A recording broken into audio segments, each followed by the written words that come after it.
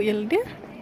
Ngadi BLO jong kani ka polling station for Auxilium Higher Secondary School for the past 18 years or more. Constituency. Pardon? Constituency. Kani constituency jong kano thamai. Bal kum nu turnout mo. Ka turnout is so far so good tangpa kani di ka MDC election. Di ka laban batai thane normal ka electoral roll ka laphe.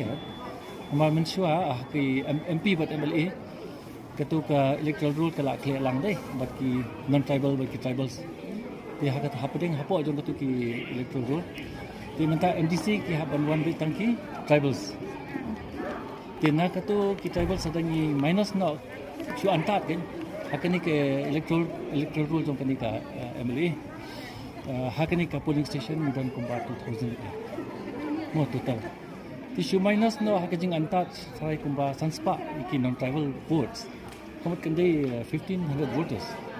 The 1,500 voters so far nilayo around 887. So that means it's try to antat 50% plus 50 point something. Ba phi kum ga jing pe jong phi ki bun ki kan thai na ki shinrang ki ba one vote. Madu mana step bangadon ni nak step ni gaji do minta. Ngai kumba kalam equal. Ki shinrang ki bun ki bawan ki thai ki bun.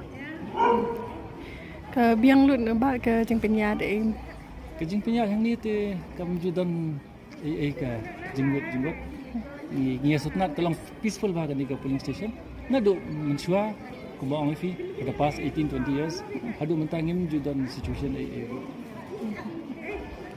ki polling agent kidan la ka jong jig sotu jumot ki bawan ki different parties ki song kai lang ki okay kidan ki volunteers Pardon? Ki volunteers kidan ki volunteers ni kidan ki bun ki volunteers ni ki jong ki different political parties kidan ki bawan rasha wala ja ki agent la jong okay Kubli si bun